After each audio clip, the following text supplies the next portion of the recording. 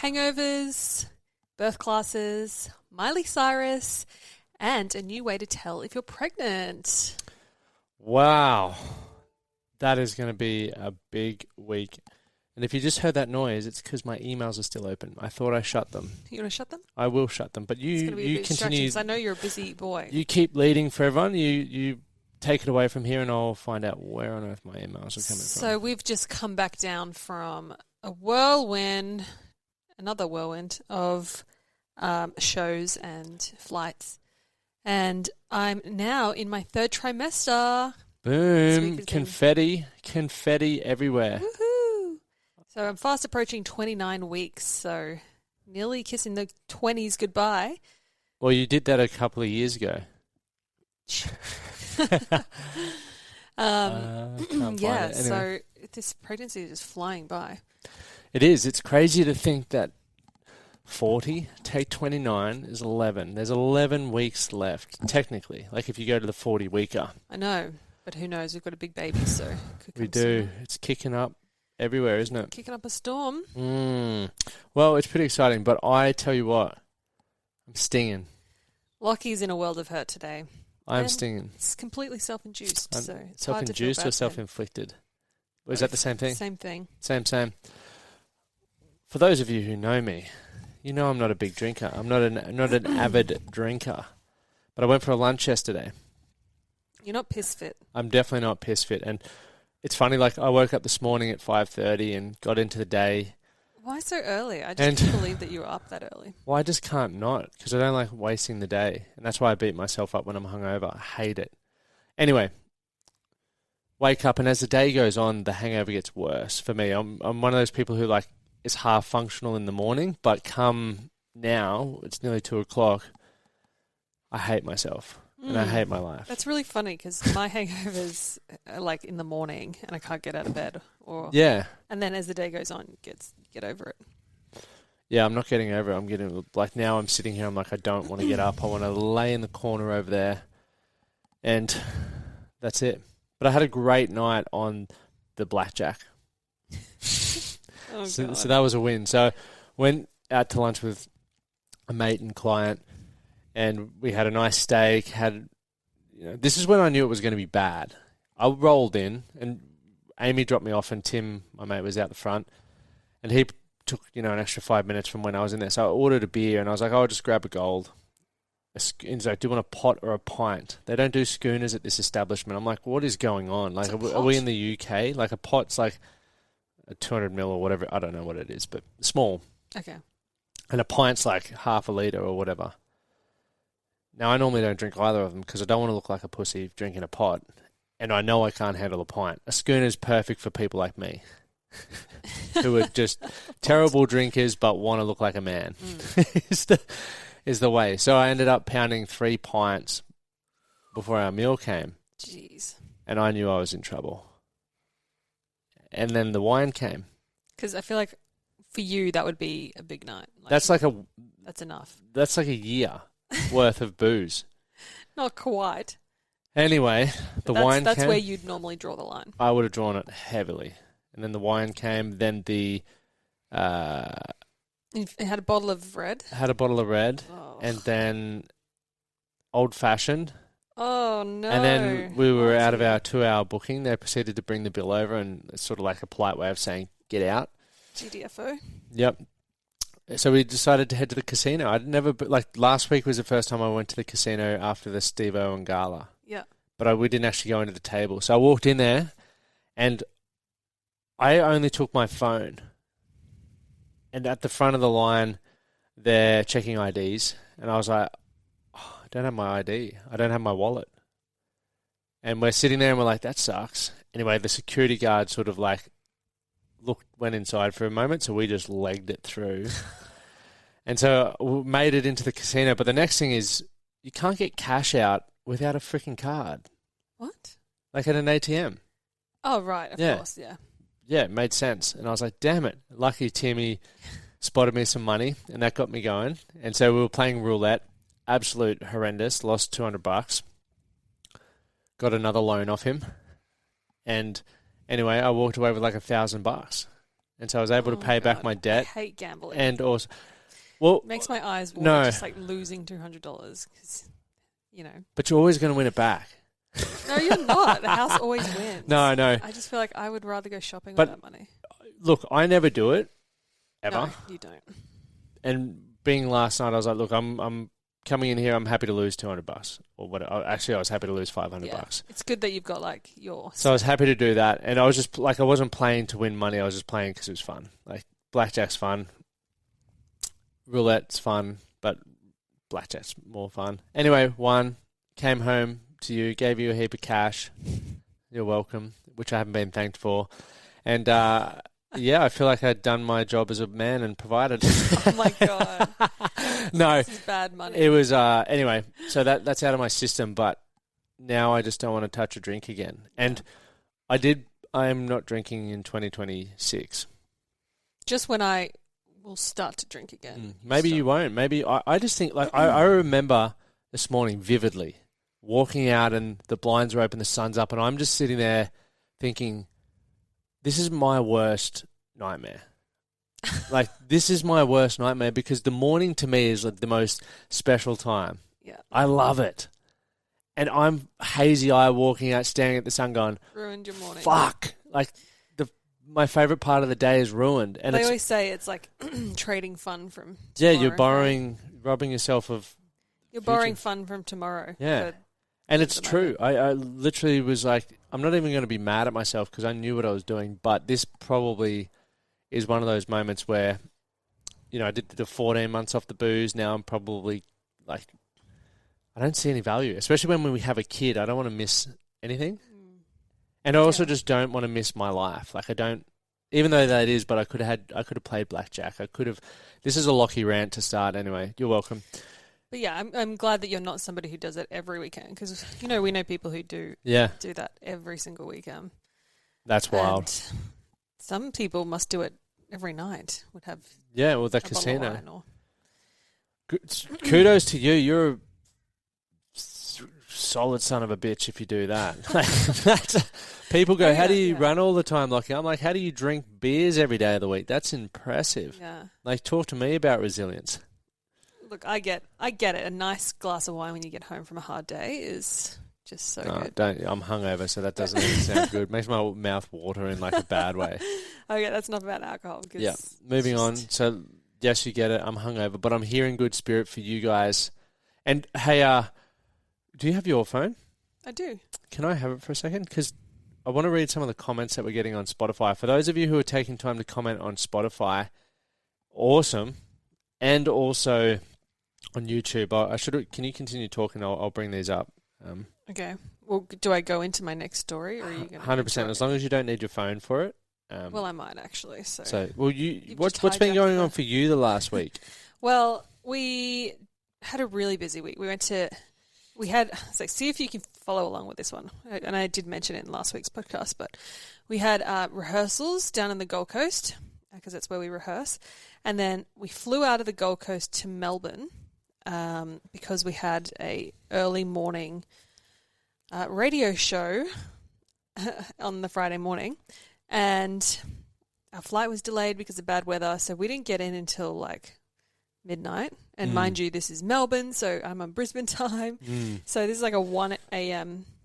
bedtime. And then it's morning radio, so we had to wake up at 4:45 to get like hair and makeup ready because there's a live audience as well. And of course there is. It was with Fifi, Fev, and Nick. And say it again? Fifi, Fev, and Nick.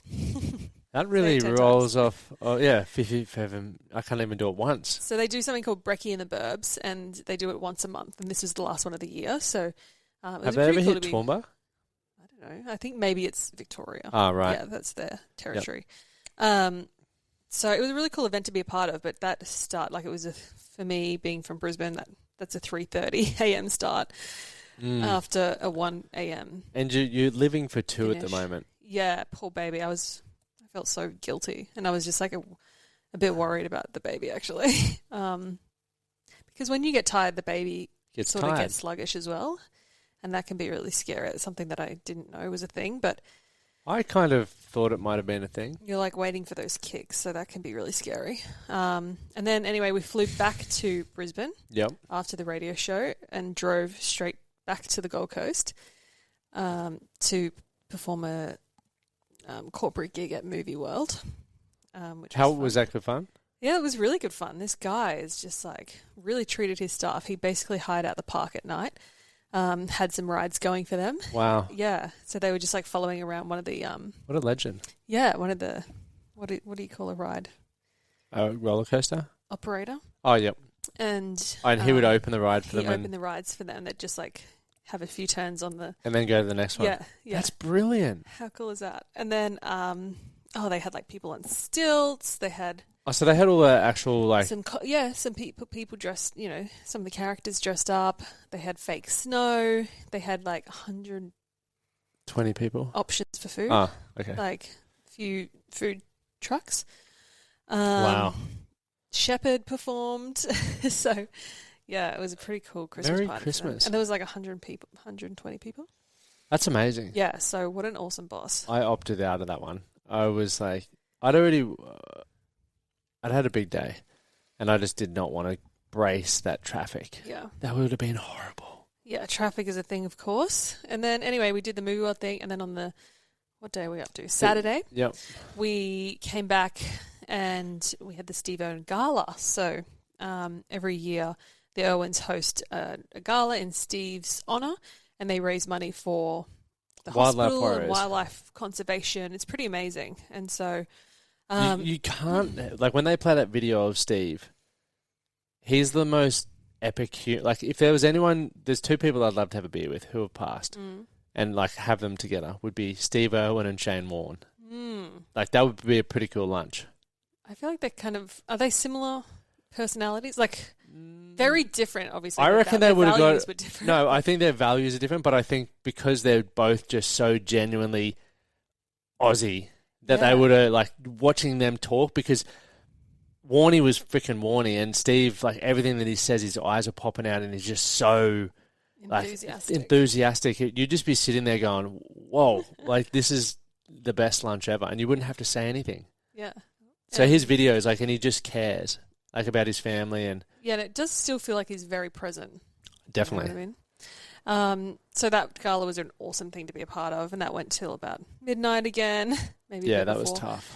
And then the next day we had to drive to Sunshine Coast. Got to drive to the Sunshine Coast. Good choice of language. Because we performed at the Australia Zoo on the Monday, so we had to go for sound check, and we got to stay at the Crocodile Lodge, which was incredible.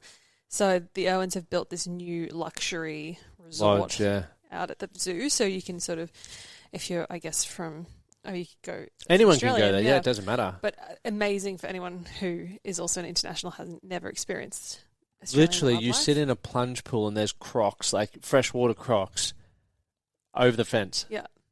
Literally. My first thought's like, surely there is some YouTuber who's been like, this is going to get me viral, has jumped that fence. Because it's only hip height. It's only new. So. And if you are hearing about it from us for the first time and you are that stupid YouTuber, don't say you got the idea from us. We don't condone it. We don't condone it. I wouldn't watch it. So, but a really cool experience. And then you go to dinner and breakfast, and there's like koalas in the tree, and kangaroos and an emu as well. So, and there's like snakes in the reception. It was amazing. It was really, really cool.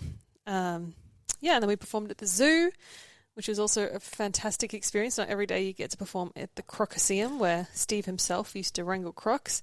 And now, what a guy. Bindi and Chandler were doing it the day that we were there. So, it was lovely to connect again with Bindi. We have met her before, but lovely to connect with her again. And the whole Irwin family have been really, really supportive and loving of us. They've all shared our posts. And that's awesome. We've really felt a part of the family, which has been nice. Our YouTube this week is doing really well, by the way. Is it? Yeah, so just looking at comments from everyone, but they're beautiful. It was a phenomenal event. Do you want to read some of the comments? Yeah, so Spotify. For everyone who actually takes the time to read comments, it's always me responding. I think I said a few weeks ago, sometimes I like to pretend it's Amy. And so you'll never know if it is actually me or if it's Amy's persona, aka Lachlan, but Amy. But Jay, he's actually been a huge support for us and for Shepherd for ages. I met him at a show after years of sort of chatting. He was a good lad. But this was obviously off last week's episode. He's like, popular sports couples would be cool. I agree. We'll talk about like Nathan Cleary, Mary Fowler, or famous athletes who've recently done something major with their partner. But also, this is for you, what would be rad to know if Amy has learnt what fantasy football is? Because Lachie did a terrible job on the pod episodes ago trying to explain it. Amy's confused face was priceless. Love you guys. Great ep. I haven't got any closer to understanding. No, well, if I remembered, I did say I'm going to bring a little whiteboard. I got a little whiteboard in my office, like a little handheld one. Oh. And I was going to draw it to teach Amy again. But don't worry, Jay. There's a whole year of it coming next year. I had a terrible season. I started the year 4-1, 4 wins, 1 loss, and I ended up now I've lost 8 games on the trot, so I'm 9 Is it and on at the same time football's on? Or is it like football season and then fantasy football? No, because fantasy football, you choose players from teams who are actually playing. So every week, if they're injured, you want to take them off your team because they won't score any points. So it's scored based off how they play in real life. Oh. It's amazing. Okay, I thought it was like some fantasy game that you have to make up because there's no football on it at the time. Yeah, well, you kind of live vicariously through these guys, yeah. And then there's another comment which just came in before from Amy Siebes. What's up, Amy? What's up, Amy? Lachie, have you tried a decongestant or antihistamine steroid nasal spray? Might be better than more tablets. Obviously from last week. I was congested. And the last 2 weeks I was congested. This week I'm just hungover. Yeah, maybe you need something a bit stronger for when those moments hit. Let's look into it. Yeah, I'll look into it. But that's always good. And then every other week, I'll start reading the comments every week. I think that's cool.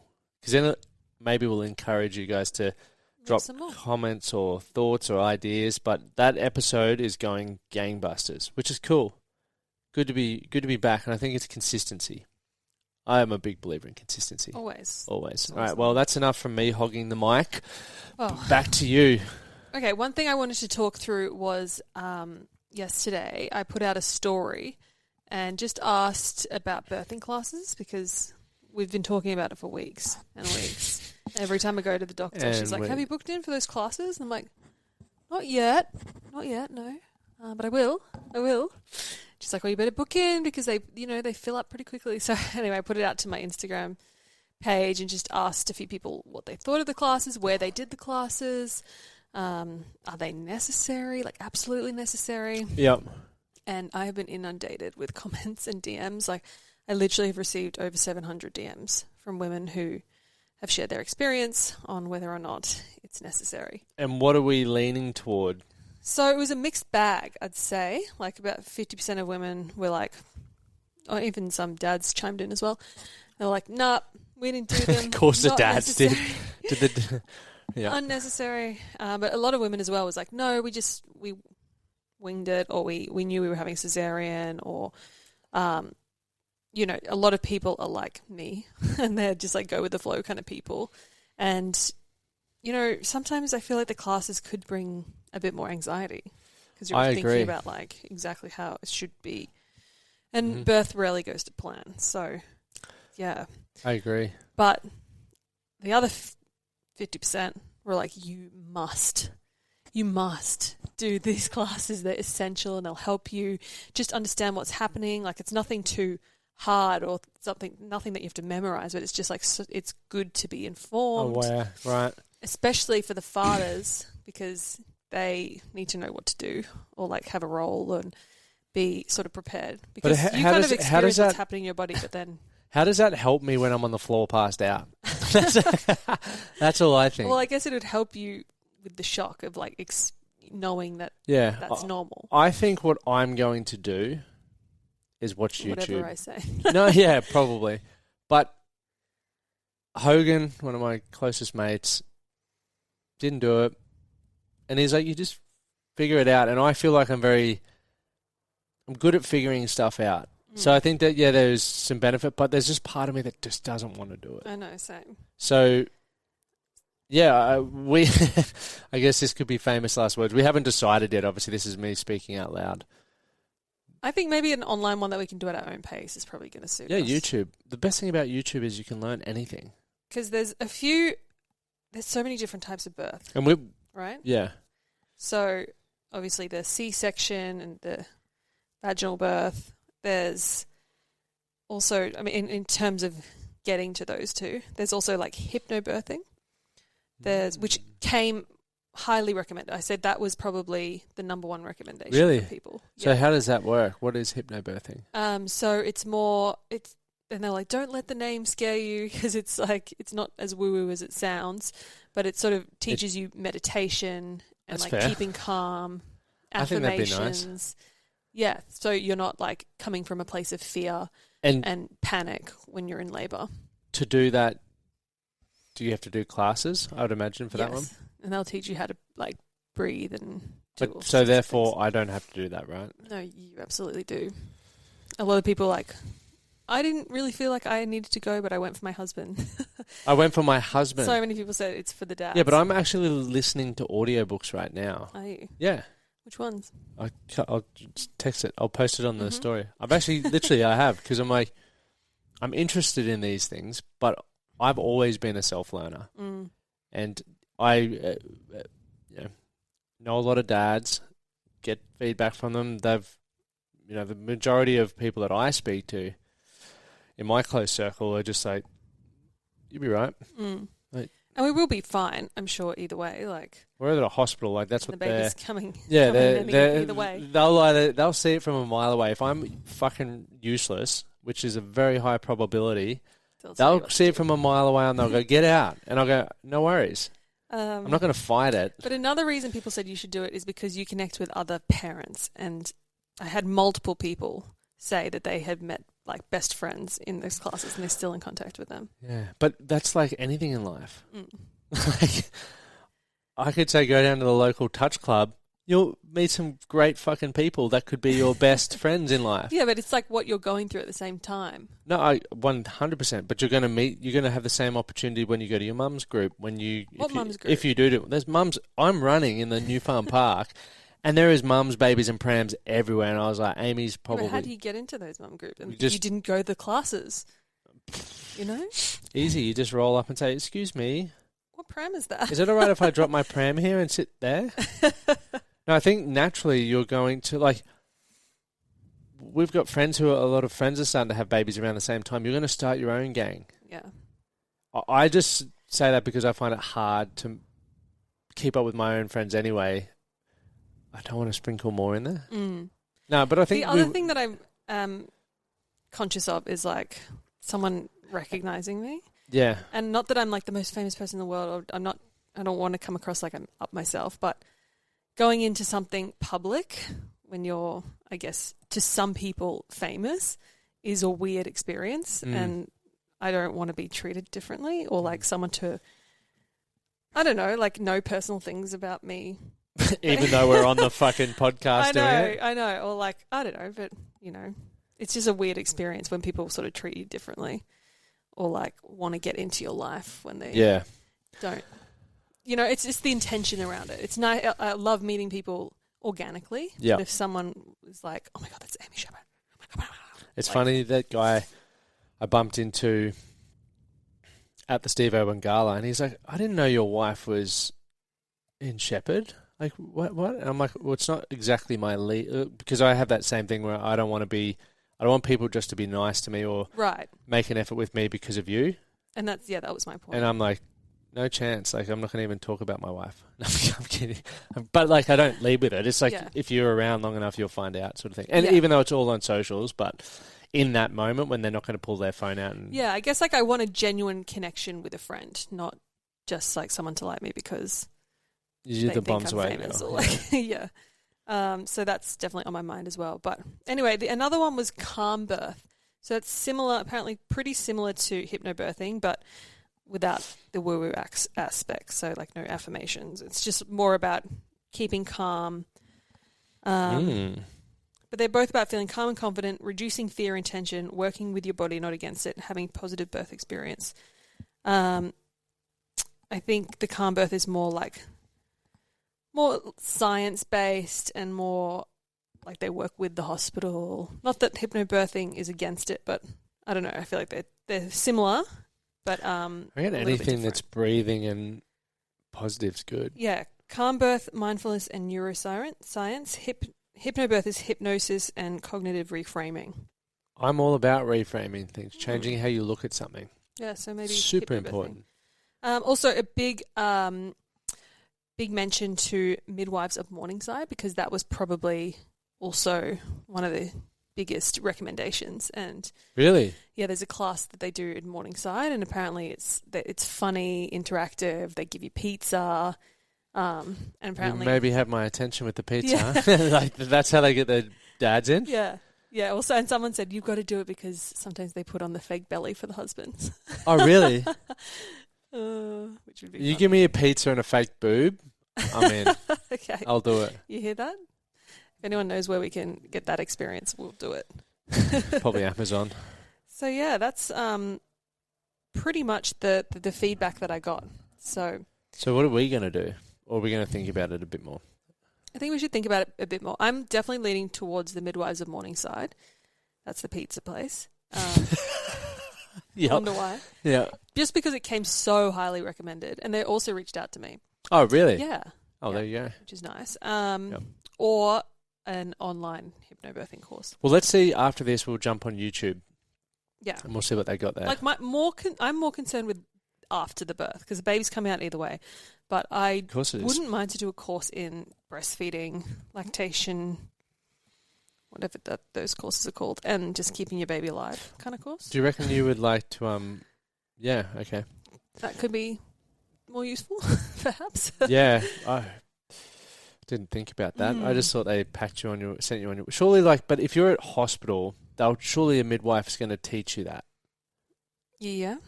Well, did they? I don't know. Well, I would imagine so, because you'll literally have no idea. Mm. I feel like they're pretty well versed in that. They'll teach you how to do it. Yeah, I hope so. That's my belief. Like, they're amazing midwives, and just all first responders. Well, we are lucky that we have information at our fingertips. So there's always like YouTube, there's podcasts, there's books, there's ChatGPT. Literally, we're safe. We do have a lot of information at our fingertips, and that's sometimes the bad thing I've found in so many things I do, that people overcomplicate things a lot.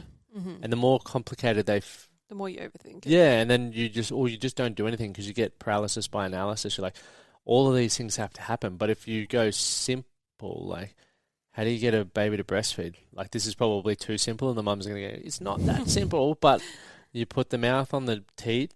It's apparently not. It's not. I'm sure there's a few more steps, but simply go there and then we'll just add a few along the way. It doesn't. I guess for some people it is like that. It's really natural, but for a lot of people it's not. It's like the angle of the baby, and like you got to brush the nose with the nipple, and then the baby knows, so they get a proper latch, because sometimes they just sucking amazing. on the little. Really? They're just sucking on the teat, but to breastfeed properly, they've got to suck on the whole areola, like a wide mouth. That's where we've been going wrong. Otherwise, because if they're getting like a lot of air in there as well, they can get colic and become like a nightmare child. There you go. So well, all sorts of things. I'm learning. Maybe I should do this course. Shit. Yeah. And then there's also like preventing nipple damage. I'm going to watch a few YouTubes and I'll make a decision after that. Okay. If I feel like that's a good idea, it makes me nervous that I should actually get some help, I'll do it. If I'm like, I'm pretty good with that, and I believe in our midwives and private healthcare system, which I also do, I'll do that. Okay. But let's hit the rabbit hole of Reddit with you this week. What is going on in Reddit world? By Reddit. All right, it's a short story today. Last night, at my husband's birthday dinner, my father-in-law made a comment about my chest while I was posing for a photo with my husband. Exact verbatim, "Your tits are out." There were 4 other people at the table who awkwardly laughed, including my husband. I brushed it off, not thinking too much of it, and just feeling a little embarrassed since we were in front of everyone.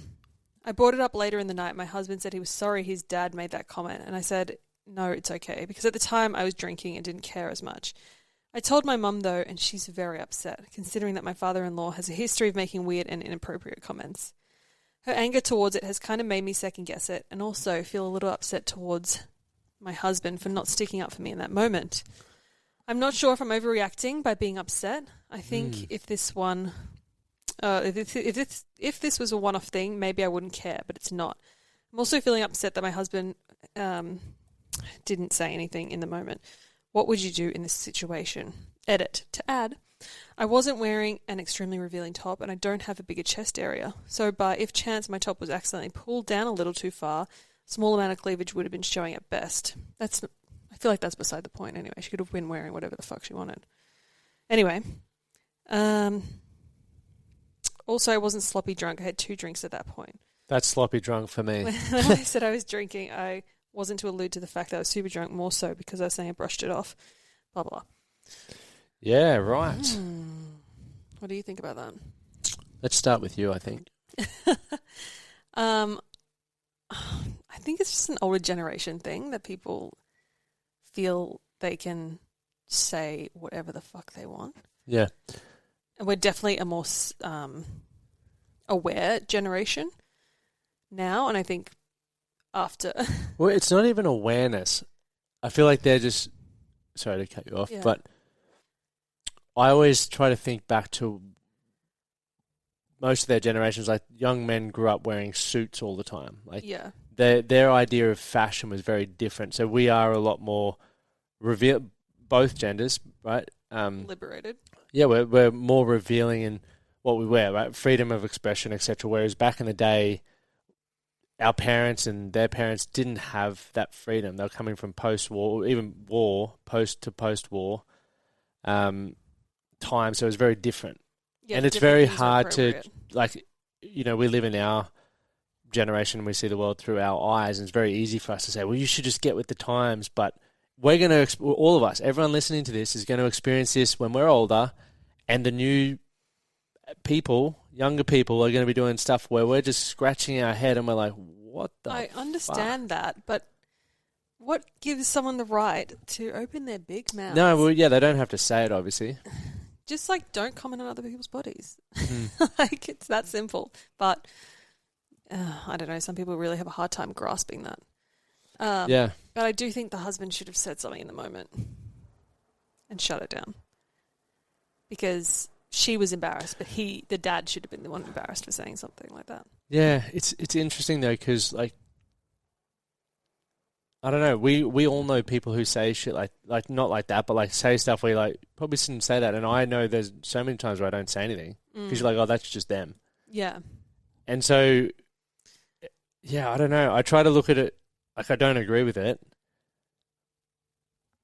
Every relationship dynamic is different, and I feel like we're in this time where everyone's trying to tell everyone how to do things with it, and they're taking the actual interpersonal relationship out of, like, those people. Does that make sense? Mm-hmm. Like, you and I joke about shit.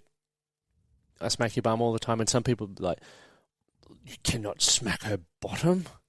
It's ridiculous. I'm like, I love smacking your bottom, and you don't like it. That would be fine if she was fine with it, but it upset her. So should she say something? Or she should definitely say something. Like, that's the art of communication. If something upsets you, and then, like, once again, giving this gentleman the benefit of the doubt, you would assume that he's not doing it maliciously or with an intent to make her... He would have just been trying to be funny. Yeah, exactly. And then you go, okay, well, let me bring this up. This is how I would handle it. Bring it up, and then if he does it again, then you fucking backhand him. I think in the moment, she should have just been like, oh, totes it a ropes, or like that was... Yeah. Just be like, well, why are you looking? Or like throwing it back on him. But sometimes in the moment, you just don't... Well, you're shocked. Sort of shocked and you're taken back by it. For sure. I know. It's hard to... How would you guys handle it? What do you guys think? Because, I don't know. I think communication's always going to be the most important thing. I would hope that if it's a family member, it's not meant maliciously, which I would assume it's not. So, therefore, it's just like anything. You've got to constantly set boundaries, and that happens through stepping over a boundary every now and then. So, it's not condoning it. It's just like, call it out. Yeah. What do you think? I think that's a good just point. sitting there going, "Damn, husband, he's so wise. That is wise and a very diplomatic way to look at it. Whereas I'm just like, Fuck him." shut your fucking mouth. All right? Well, it could also be that, but first time offence. If it's not his, Yeah, I know they did say it happens. It happens a bit, so you need to address it. But you got to address it. If you don't address it, It's going to happen again. it's definitely going to happen again. Yeah.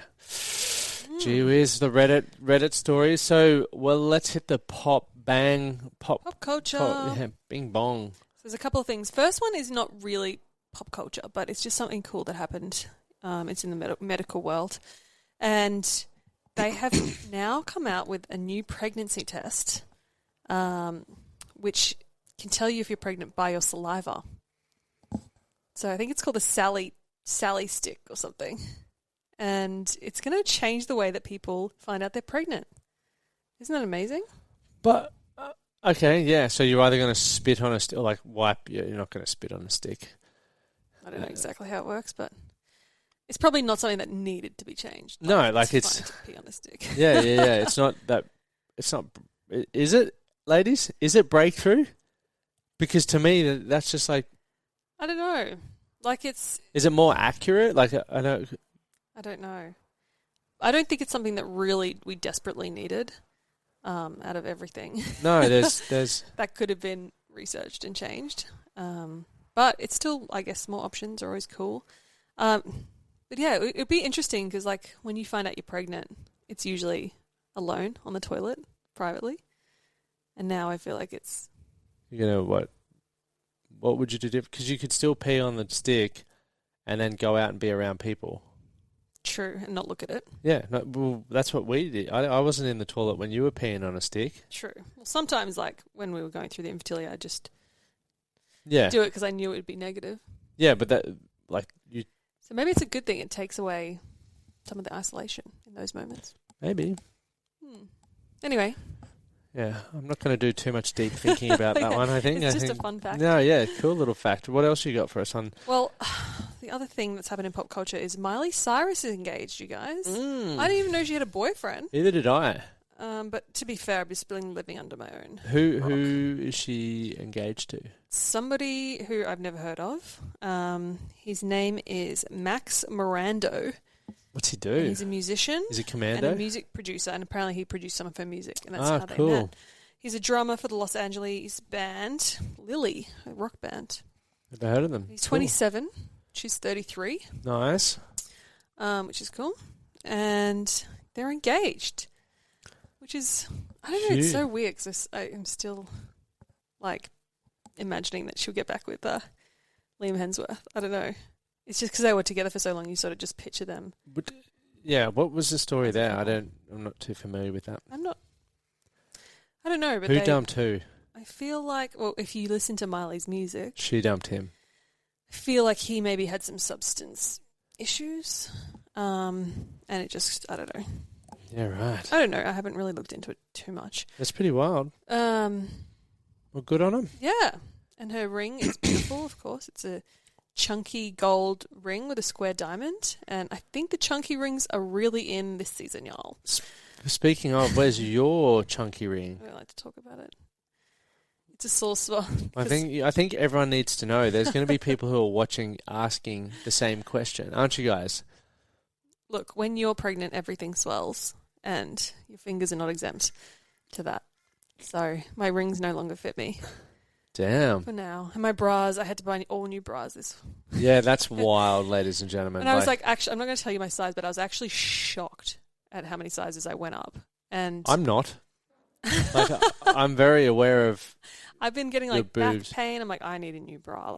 Like cutting into my boobs. So I finally went and got sized, and I was like, that's not my size, and it is. But also, another fact is like the baby is taking up a lot of room, so your rib cage expands. So it's not just the cup; it's actually the back size as well. So I got a big shock when I realised what size I am, but. I guess, it's just the way it is. Big old titties. That's some big old titties. Big old rib cage. Big old rib cage and big old titties. I love it. My favourite things. Well, that's us this week. Ladies and gentlemen, thank you for listening as long as you have. What are we at? We're at, wow, nearly 40 minutes. That's a very long episode. It's because of my initial rant. That was not scheduled. Time flies in heaven. But that was great. I hope you enjoyed the longer episode.